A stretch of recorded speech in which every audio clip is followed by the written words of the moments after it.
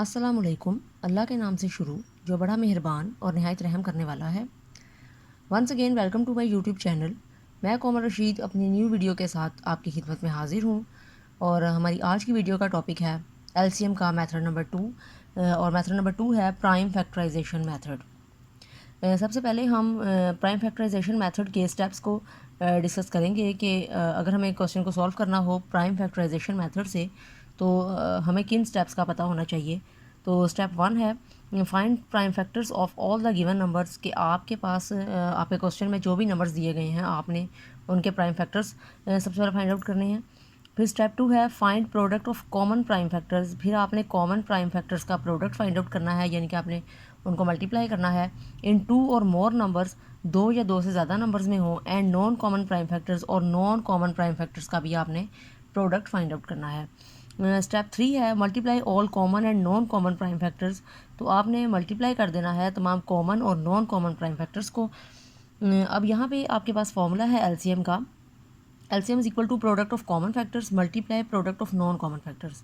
अच्छा देखें, यहाँ पे याद रखने वाली एक चीज़ ये है कि एचसीएफ का जब हम क्वेश्चन सॉल्व करते हैं तो उसमें हम सिर्फ अपने कॉमन फैक्टर्स को ही डिस्कस करते हैं, हम नॉन कॉमन फैक्टर्स को नहीं लेते हैं। लेकिन एलसीएम में जब आपने एलसीएम का क्वेश्चन सॉल्व करना है तो तब आपको कॉमन फैक्टर्स को भी लेना होगा और नॉन कॉमन फैक्टर्स को भी लेना होगा।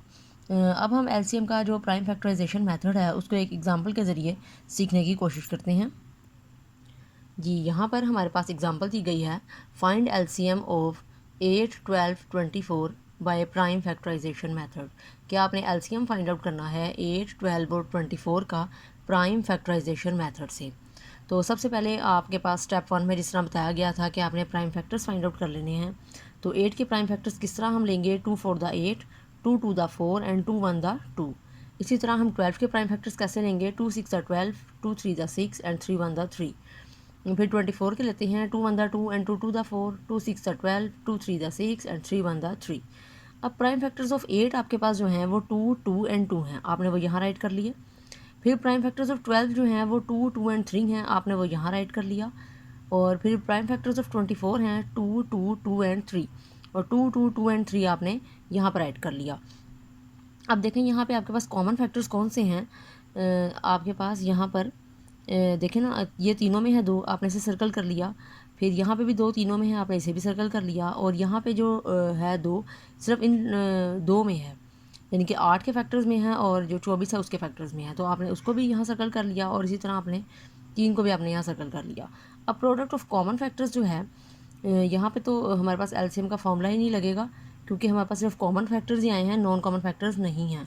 अगर आपके पास नॉन कॉमन फैक्टर्स होते तो आप एलसीएम का फॉर्मूला भी यहाँ पे राइट करते। अब यहाँ पे प्रोडक्ट है कॉमन फैक्टर्स का, तो वो है 2 multiply 2 multiply 2 and multiply 3, 2 to the 4, 4 to the 8 and 8 3 the 24। हम एलसीएम के ही क्वेश्चन को एक और एग्जांपल से करने की कोशिश करते हैं। जी, यहाँ पर देखें एग्जांपल 2 है find LCM of 21, 27, 51 and 81 by prime factorization method. यहाँ पे आपके पास 4 वैल्यूज़ आ गई हैं, तो आपने सेम उसी तरह आपने 21 के फैक्टर्स बनाए, 27 के फैक्टर्स बनाए, 51 के फैक्टर्स बनाए और 81 के फैक्टर्स को आपने बना लिया। अब आपके पास प्राइम फैक्टर्स ऑफ 21 जो थे वो हैं 3 और 7। फिर प्राइम फैक्टर्स ऑफ 27 जो हैं वो हैं 3 3 और 3। और प्राइम फैक्टर्स ऑफ 51 हैं 3 एंड 17। और प्राइम फैक्टर्स ऑफ 81 हैं 3 3 3 एंड 3। अब यहाँ पे देखें, सबसे पहले आप कॉमन फैक्टर्स को ले लें।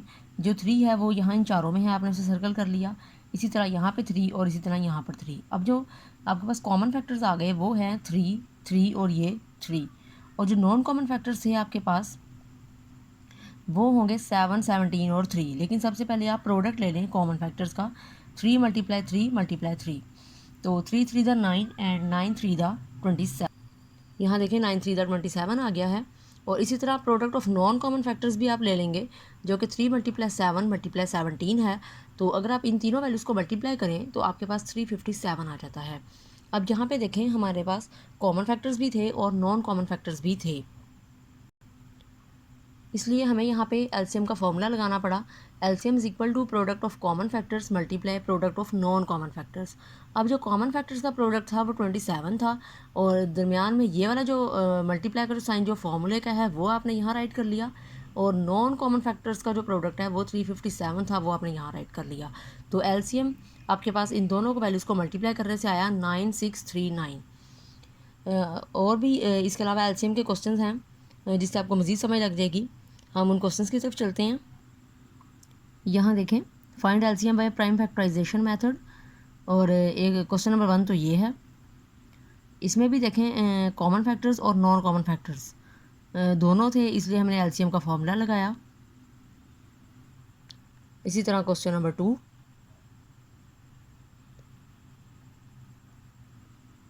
क्वेश्चन नंबर 3, यहाँ पे हमारे पास नॉन कॉमन फैक्टर्स नहीं थे, ओनली कॉमन फैक्टर्स ही थे, तो हमने यहाँ पर कॉमन फैक्टर्स को ही मल्टीप्लाई कर लिया।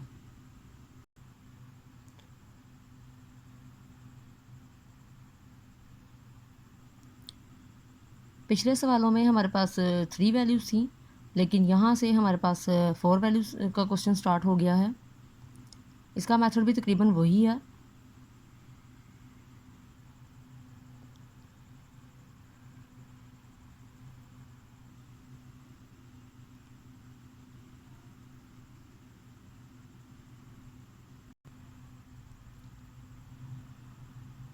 क्वेश्चन नंबर 8, क्वेश्चन नंबर 9, और ये लास्ट क्वेश्चन है क्वेश्चन नंबर 10। आपने इस बात का ध्यान रखना है कि जब आपने प्राइम फैक्टर्स बनाने हैं तो आपने ध्यान से बनाने हैं कि कहीं उसमें कोई गलती ना हो जाए। इसके अलावा जब आपने कॉमन फैक्टर्स और नॉन कॉमन फैक्टर्स को डिस्कस करना है तो तब स्टूडेंट्स उसमें बहुत ज़्यादा गलतियाँ कर देते हैं।